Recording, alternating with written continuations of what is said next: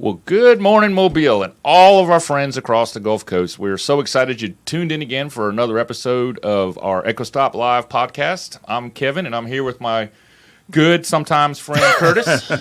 Curtis, how you doing this morning? Howdy, Kevin. It's a great Friday howdy, morning, right? Right, Howie? Howdy, not how. Howdy. Howdy. Well, listen, Howdy, I have a surprise for you. What you got, man? You want to know what the surprise is? What? Today, we actually have a guest in our studio with us, and we are absolutely thrilled and honored to have with us Dr. Brian Jenkins. Hello. Okay. So I'm gonna give our good friend Brian here a second to just kind of introduce himself and let our viewers know what it is you're doing, and hopefully we'll then get on with the show and let you know why you're here. Yeah, certainly. So I'm Dr. Brian Jenkins. I'm the teaching and theology pastor at Coastal Church over in Daphne, Alabama. So I disciple people, teach discipleship, teach theology, and my doctorate is in worldview transformation and discipleship. Well, I appreciate you coming today, and quite honestly, so all our viewers know, we have viewers not just in Mobile but all across the Gulf Coast, and Baldwin County has some things with the community going on with the churches and outreach, just like Mobile does, and so we thought this week maybe we'd reach out and just see some other perspectives, and I could not think of a better person, Curtis. Absolutely. I think this is a great opportunity to really have some authentic and inspiring conversation. So today, the topic, really, what I want to throw out to our viewers is a conversation about hope. Sometimes it seems like it's an easy conversation to have, but actually it's one of the hardest to discuss because hope is easy to talk about when you have it, but what about when you're losing hope or you've lost hope? And what are some of the things in the community that drive people to that point? And so I'm going to do some moderating and really get a good conversation going, but we have the experts in the room with us today. And so with that said, I really, I wanted to ask you, Curtis, first. I mean, even before we came in here, even before we began this series today, we were dealing with some issues. There were some shots fired and some incidents going around. And, it's not hard for somebody to just ask, when will the violence stop? You're right. I think so many people have they're at their wits' end. They are constantly hearing the barrage of gunfire, and so much so that they're afraid to walk outside of their door. They are looking for immediate solutions to a problem that has been ever continuing problem for a very long time, even with law enforcement trying their very best to mitigate or to stop it completely. We want to stop it completely. Unfortunately, it takes all of us to actually come together to try to identify the problem and remove the problem from our community so that we can restore hope and comfort and safety. So let's break these down to the basics. I've got a couple of questions here for Dr. Jenkins, but first I want to say, if we're talking about violence, there's a hotline they can call. You can call 844-251-0644. You can even text to that number a tip. We've received numerous tips, and if you want to really participate in making this a safer place, send us the information when you see something. It's not just see something, say something. It's see something, say something, do something.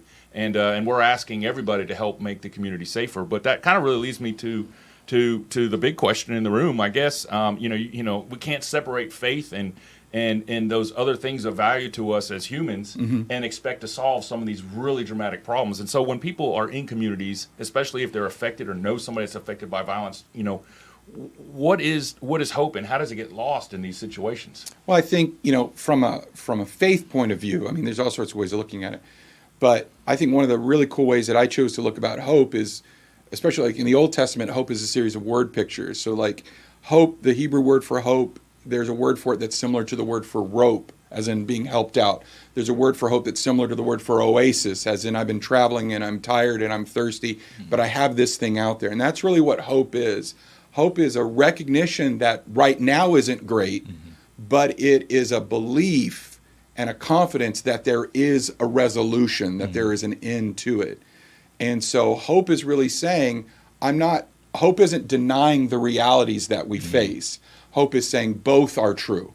This is the world in which I inhabit, and I believe there's a solution, a favorable solution on the other end of it. So, I mean, how easy do you think it is if, let's just say, you're in a community, you hear gunfire, deep down inside, you might hear what we're saying, and we're telling you, hey, law enforcement's doing things, the community's coming together, our school system is doing things, but still when you go home at night, you hear gunfire, or your child comes in and tells you some really scary story that happened to them at school, or they hear, and you're fighting to keep that hope, but like where's the balance in all that? Yeah, I think, again, a way that that's my context, which is that faith context. So Proverbs 13 has this really powerful proverb in it that says, hope deferred makes the heart sick, but a longing fulfilled brings joy. And I think what happens is in the space between reality and this ideal, if I keep coming back to the reality, hope is being pushed off. And the longer hope gets pushed off, nothing changes would be another way to say. I don't want to lose hope, but actually being hopeful hurts a little bit more. So it's easier to just give up and accept the harsh reality. Hope can be a trying process.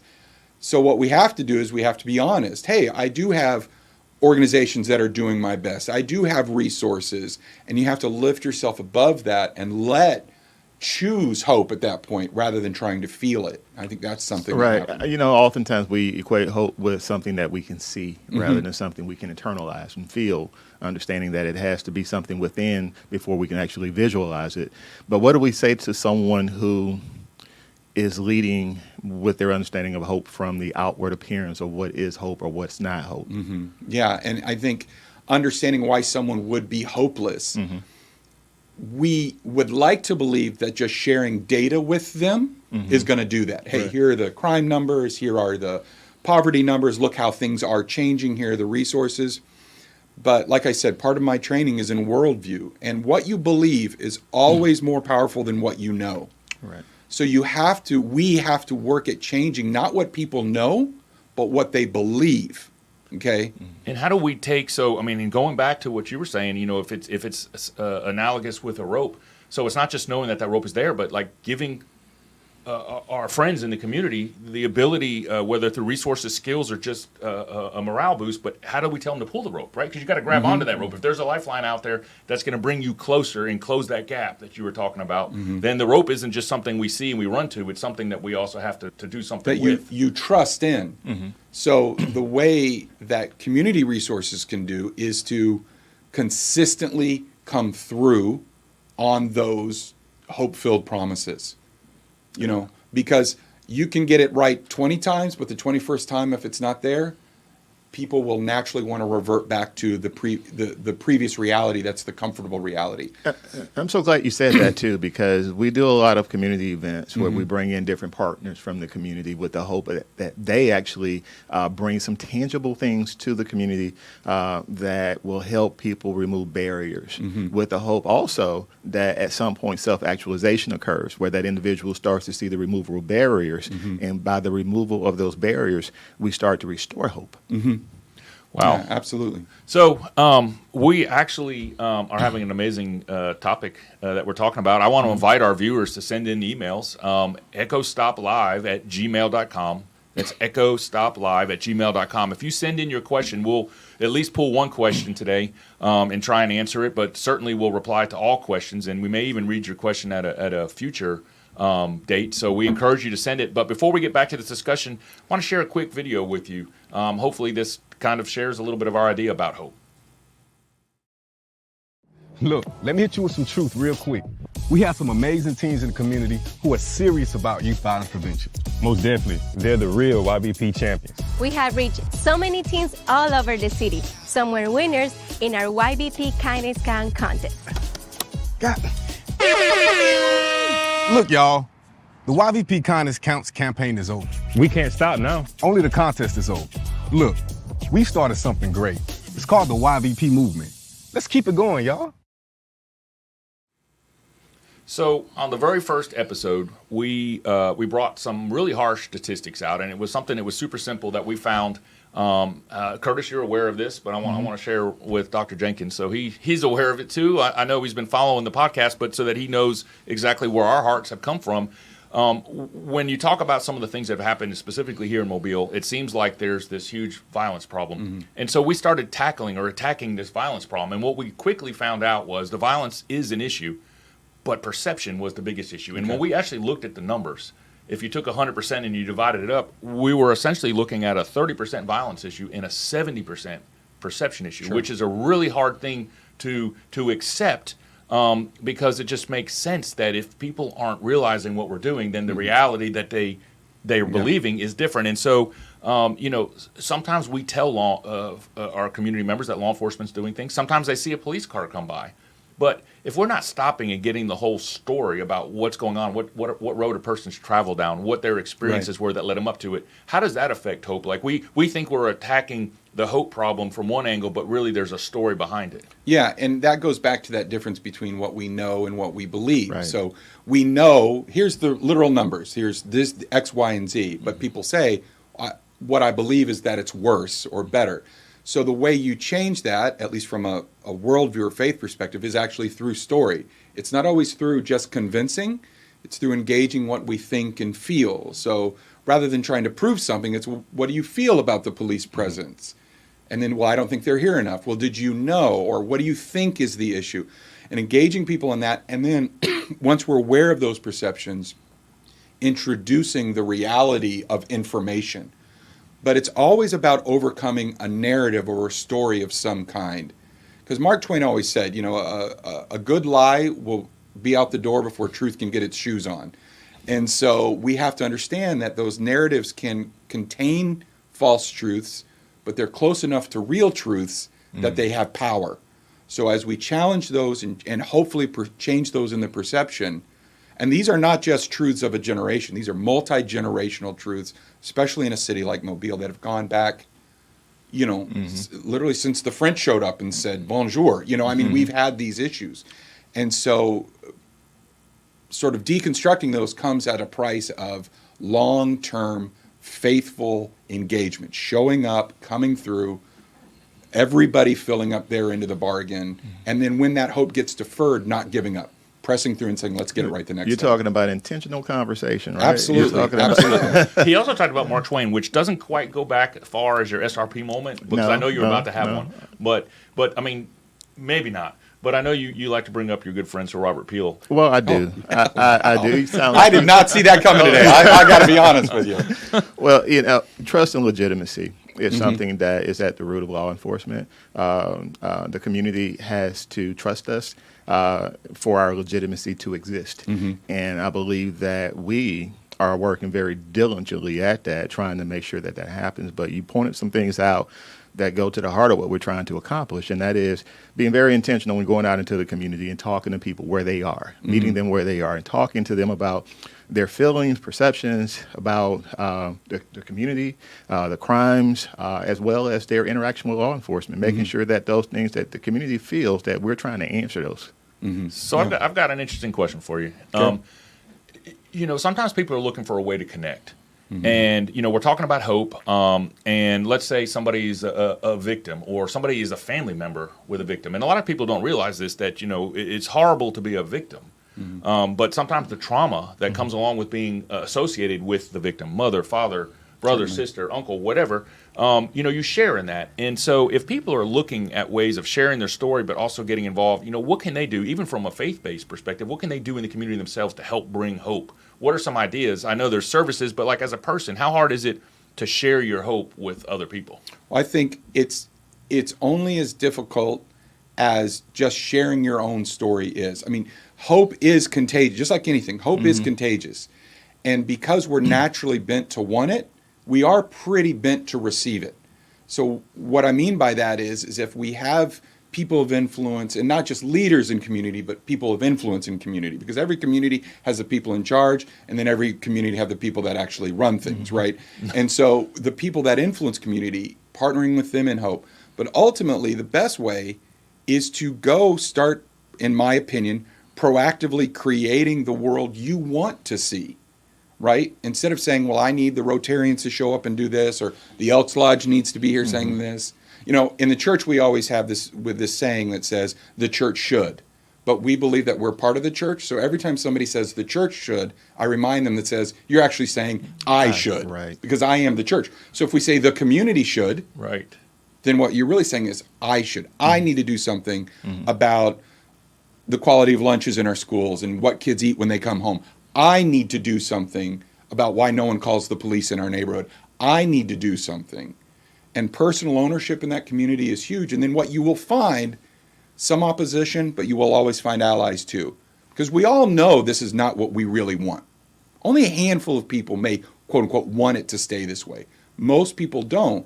But the power in that is keeping those people apart from each other. When the people that want change find each other, change always happens. I think one of the big things too is to how we define victimization and who we call a victim, because I think we do a disservice sometimes when we make that word such a stone or center of our conversations. Right. And changing that word to survivor, for example, as opposed to victim, I think helps in so many ways, especially when we're talking about a community. Instead of seeing a community of victims, I want to see a community of survivors, Right. because Certainly. that strengthens them and it gives them empowerment and hope to help law enforcement and all others that are actually engaged in trying to change that direction in which that community is going into the right direction that community is going. Right. I agree with you, Commander Grace, because language is huge. Which is a more hopeful word? Yeah, survivor. Victim Yeah, or survivor? exactly. I'm a victim of a crime, which is tragic, and we own that, and it's horrible. Or I'm a survivor of a crime. I'm still here. That's right. It's power. I'm Wow. still here. Yeah, I It mean, didn't beat me. That becomes incredibly hopeful. It's all about perspective. And what I'm really hearing is, we had this conversation a minute ago when I was giving out the tip line. And I said, hey, don't just see something or say something, but do something. But actually something they can do is bring hope. That's just as important as many of the other things that people can do and the services. They feel hope. And so we've just had our first email pop up for the day. Oh, okay. So I'm sure there's several in queue, but I'm going to go ahead and read this email out, and hopefully our wise and super educated panel can participate in a good question answer series here. But Andre from Cottage Hill writes to us, what faith-based resources can people find in their communities, and how can they partner with their community? So, I mean, I'll let you both jump in at this. Essentially, what he's asking is, and I don't suppose to know 100% if this was his intent, but it seems to me beyond just finding a church, like what other faith-based resources are in there, which obviously you're going to have churches involved. But, Curtis, I know you've done some activities with different resources out there. What kind of outreach can we partner as a community to bring faith into the community? Well, I think a good pastor can expound on it a whole lot better than I can. I will tell Did you this. catch that? He just threw that baseball did. right That was straight very over impressive. here, and we do not have a line of Echo Stop baseball gloves yet. That's but we're right. working But on man, that. you brought just throw back to the. I got experienced right there. Yes, Yeah, that's right. But I mean, so Yeah. I know Coastal Church and your home church vastly involved in the community and behind the scenes things people don't even know about, Right. which I think is amazing. But how do you see that happen? How can we flourish that in other communities where if hope already is depleting or is minimizing itself, you're coming in sometimes the worst time. I almost equate it to coming in after a storm or something like Right, that. yeah. I mean, so you've been around the country, around the world, dealing with these types of things. How would the Gulf Coast, Mobile, Baldwin County, how do we bring hope resources from the church? How do we get the churches involved in the community? I think part of it is finding the churches that genuinely love the city, or on our side on the Eastern Shore. I think you will find a church that not just loves the kingdom of God and the people of God, but loves the town, loves the neighborhood. I'm a big fan of neighborhood churches and community churches, that people go to church where they live. The same thing with schools. We should go to school where we live. We should go to church where we live, all that kind of stuff. And so I think part of that neighborhood-ish kind of thing is a bit of loss, neighborhood pride, things like that. We lose that.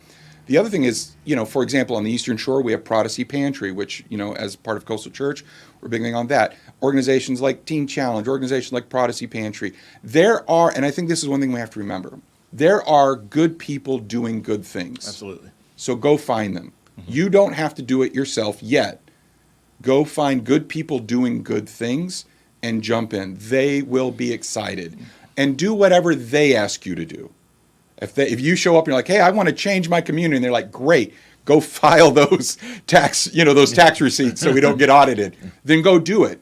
Because by serving in one area, you're alleviating stress that the people who are really trained can then go and do. We know how to do it. I mean, Right. you think about all the devastating storms that we've gotten in our communities and what happens when that does happen. People come out from all over. They do. And they show you what a community really looks like. People you don't know. It's not just the churches that are out there. It's people that live in the neighboring city or state that come in. That's what we need community to look like. We need the community not to point the finger, as I did, and say, hey, Doc. Yeah. But Don't do what Commander Graves does. I'm about Exactly. to give you a really easy question, and I want you to pass it to him and just make it a little more challenging. But instead, actually look at what I can do. I mean, examples have been shown to us almost every day of life. So it's not about what someone else can do, but what you can do. Right. I think J.F. Kennedy said it best. Yeah. That's not what your country can do for you, but what you can do for your country. Right. I think the same thing applies in community. I absolutely do. And I think it is that sense in which I have to, we use this word a lot, but own. I have to own my personal responsibility in this. I can't own anybody else's. The Bible talks about self-control, not other control. So all I have is what I can do. And if it's food bank, if it's volunteering at the school, if it's just whatever, I sometimes say it this way: I'm not called to save the world, but I do believe I'm called to save my world. I am here to participate in the salvation of my world. And so, what is your world?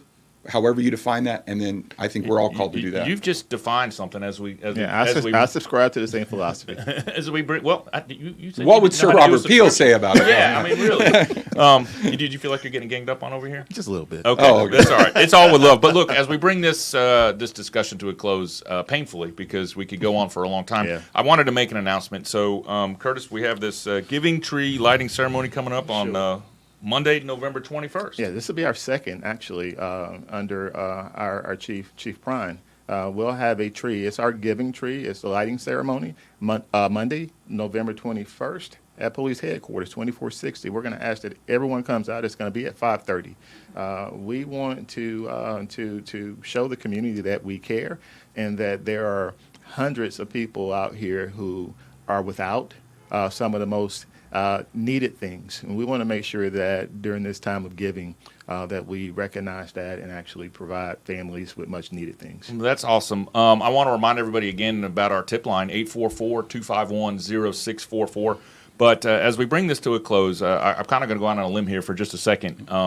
We always say it takes all of us. And what I'm really gleaning from that is it takes all of us to bring hope too. It takes all of us to bring that encouragement. Nobody should ever be in a situation where they feel hopeless. Like there's an inherent right to have hope. Absolutely. And in this season that we're traveling into, as we approach Thanksgiving and Christmas, it's easy to go out and see all of the joyful things, but in some cases, some folks are in a world where they have hope problems because things have happened to them. And so I feel like, in a season where there's been a birth of many things, to include the birth season of joy and not only the thing that brought life and promise to our faith, but this is the season to birth hope in the community too. Yeah. Better than no wonder. And then stay consistent, Curtis, after the season with that. And I think to your original point, to see that consistency, that'll change not just what people see here and are told to believe, but what they truly believe inside. Right.